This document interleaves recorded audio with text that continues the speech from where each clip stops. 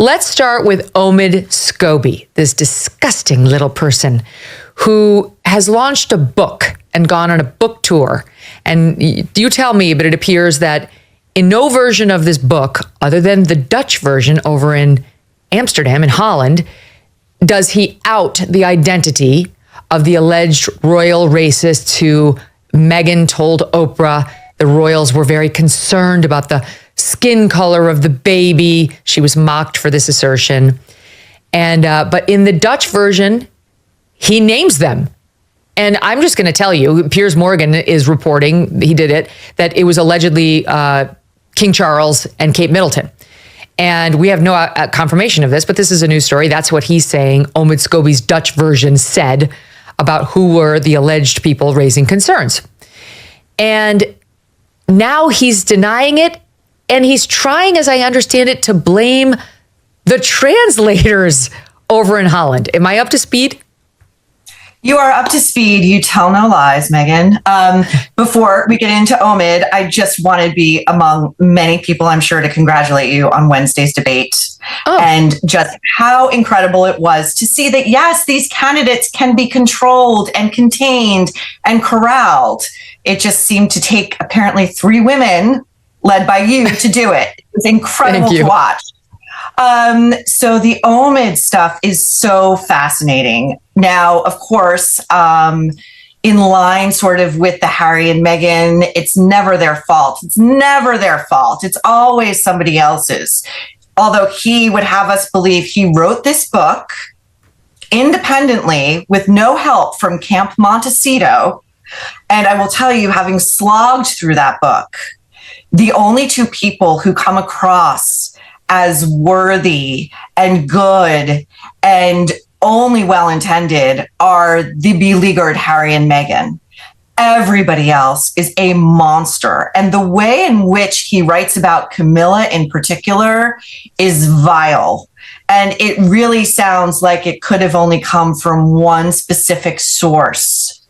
He's got multiple passages in which Camilla's underwear is strewn everywhere after liaisons with then Prince Charles. I mean, it's utter gutter trash. So then to sort of say, okay, well, I wrote this book. It's all mine, independent. But except for, this horrible thing that got out, I'm sorry to say it's a mistranslation. You cannot mistranslate something that isn't there to begin with. And the reason it's not in the UK version or the US version, but particularly the UK version, is their libel laws are so strict. And there is a line in the book where he specifically says to the reader, I am not naming the alleged royal racists because of libel laws. I am not permitted to do so. And the last thing I'll say about this is when Harry and Meghan were first peddling their tales of racist woe to Oprah Winfrey.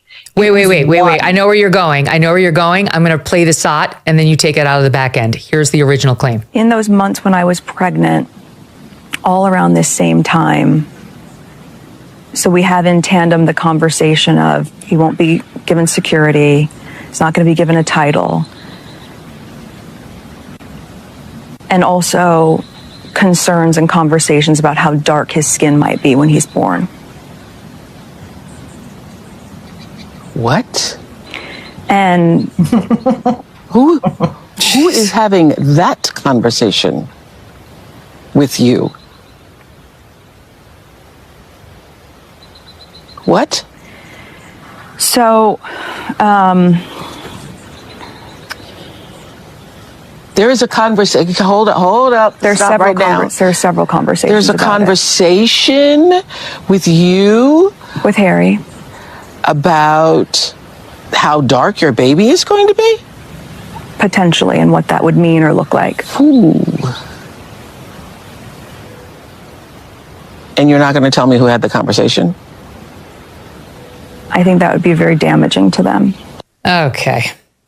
That exchange became one of the defining moments in modern royal history, not simply because of what was said, but because of what was left unsaid. The identity of the people involved was never publicly confirmed during the interview, creating years of speculation across newspapers, television, and social media. From a media perspective, ambiguity can be incredibly powerful. When a story leaves unanswered questions, audiences often fill in the blanks themselves. That keeps the conversation alive long after the original interview ends. What's equally interesting is how every new book, interview, or documentary tends to revive the same debate.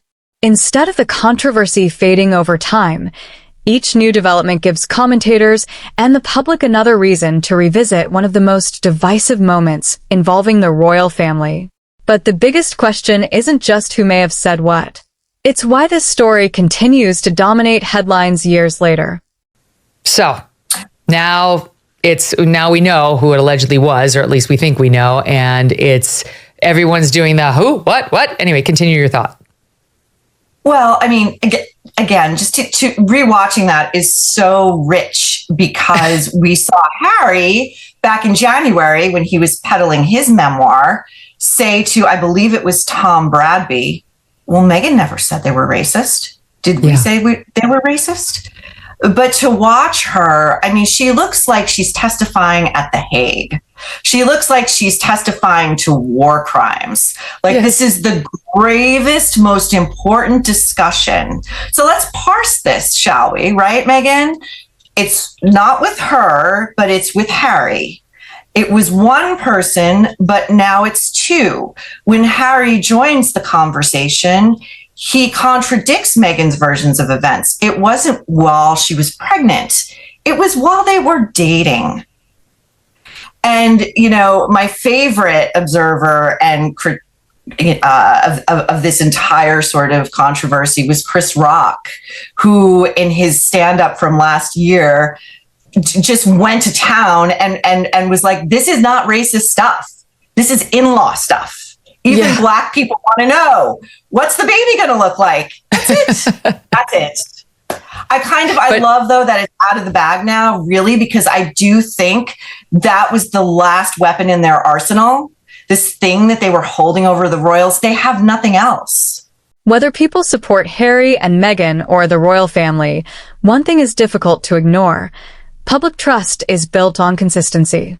When different interviews, memoirs, documentaries, or public statements appear to describe events differently, audiences naturally begin comparing timelines and details. That doesn't necessarily settle the debate, but it does change how people evaluate credibility. In today's digital world, every interview is archived. Every quote can be replayed. Every statement is examined frame by journalists, commentators, and millions of viewers online. That's why public figures face a unique challenge. It's not just about telling a compelling story. It's about ensuring that story remains consistent over time. And that's where this controversy became much bigger than one interview. She got a whole award from Gloria Steinem for this, and from one of the Kennedys for speaking truth to power, holding the racist royal family to account. Remember, I believe that's what she was in New York for when she had her fake near-death experience with the paparazzi not chasing her, right? Like that was, she's getting that award. Enter through the Hertz rental car office, if you will. I suffered through that event, that excuse for an award ceremony. And, you know, but it was fantastic because I spoke to so many people who were there, like these sort of dyed-in-the-wool, ardent feminists, Gloria Steinem admirers. Not a single person said they were there to see Meghan. Not a single person cared what she had to say by the end of the night. People couldn't wait to get out of there. And, you know, the story about that quote unquote high speed car chase in Midtown Manhattan, which is anyone who knows or has been to Manhattan, is logistically, physically impossible. I do believe was sort of cooked up because there was such little reaction to this meaningless award that she was given, and what she had to say meant even less than that. You know what it was to me? It was like, I'm going to make a weird analogy, but it works for me. It was like Alec Murdaugh, you know, when he he had done a bunch of bad stuff. He had, been stealing from his company. He'd been embezzling from clients to the tune of millions. He may or may not have had something to do with somebody's death, even before his wife and his son. All these things. And then they say the real reason he wound up killing his wife and his son was because he wanted sympathy. He wanted to change the narrative around himself. Not accusing her of killing anybody. I'm just saying the car chase lie was because she wanted us to feel sorry for her, to take the heat off of all the terrible things they'd done. No. I'm not a bad person. See, people are out to kill me. You see, it's evidenced by this terrible car chase. It was a lie meant to generate sympathy. And to those of us who have lived in New York, it was such an obvious lie. And now they're lying again. This is her chief spokesperson. This guy, Omid Scobie, from what we can tell, Maureen is close with this pair, has been, like I said, their stenographer. And so the only reason he would know those names is from her, from them. One reason this story has remained relevant is because it sits at the intersection of celebrity, monarchy, and modern media. The royal family traditionally communicates very little, often following the principle of never complain, never explain. Harry and Meghan, on the other hand, have chosen a far more public approach through interviews, documentaries, podcasts, and memoirs. Those two communication styles couldn't be more different. When one side speaks frequently and the other rarely responds, the public conversation is often driven by whoever is speaking at the moment. That creates cycles of intense attention every time new information, or alleged new information, appears. It's a reminder that in today's media environment, perception can become almost as influential as official statements. Exactly. I mean, as he writes in this book, those names were disclosed in private correspondence, in letter writing, and anybody who would memorialize anything, be it digital or physical, and give it to Meghan Markle, beware. So those names were contained only in those letters, right? Between Meghan Markle and then Prince Charles. And so who would have access to those documents? It's not like that leak came from Buckingham Palace. We know that. Mm-hmm. So that leaves only one. I mean, you don't have to be a detective to figure this out. And their lies become ever less sophisticated and believable. But I do think that they are pathologically, congenitally incapable of taking any sort of blame, of expressing any sort of remorse. I mean, you want to get ahead of this. How about you deny that it's Charles, that it's Kate Middleton? Right. Come out and say that. Yeah. Say you're sorry that this is happening, that these people don't deserve this. If Harry was telling the truth and he and Meghan don't believe the royals are racist, and in fact, Harry vehemently defended Lady Susan Hussey, who that month around January, I don't know if you remember, but there was this event at Buckingham Palace and she was accused of saying horribly racist things and touching a black woman's hair. And Harry said in this broadcast, Meghan and I love her. So which is it? So let's have it. Let's have it. Exactly. So that's the thing. If it wasn't Charles and Kate, if she did not tell Omid Scobie that those were the two, then where is she? Everybody, it's not like this is some rando reporter who has no connection to Meghan and Harry. This is their guy.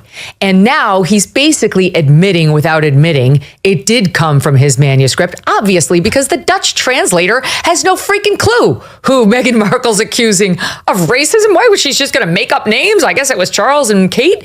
And now in the latest news, he's saying he admitted that the translators in the Netherlands were sent, quote, an early manuscript that was never updated with the final version poured over by lawyers. And then he excused it by saying, his book was written at, quote, lightning speed. So very clearly, he put the names in there. He gave the names, or his publisher did, to this Dutch publisher, and they printed it. That's how this obviously went down. But the Sussexes, who have had so much to say about everything, Maureen, nothing. Bubkiss. They're totally silent. The larger takeaway from this story isn't simply about one book or one interview. It's about how narratives evolve over time. Every new interview, memoir, documentary, or publication adds another chapter to a story that millions of people continue to follow. Some viewers believe these developments strengthen existing arguments, while others believe they raise new questions. Ultimately, audiences will continue examining the available information and drawing their own conclusions. But one thing is certain, this debate surrounding Harry, Meghan, and the royal family doesn't appear to be ending anytime soon. And with more royal projects, memoirs, and media appearances expected in the future, the next headline could once again reshape the conversation. If you enjoy thoughtful analysis of royal news, media controversies, and the stories behind the headlines, be sure to subscribe and turn on notifications. You won't want to miss what happens next.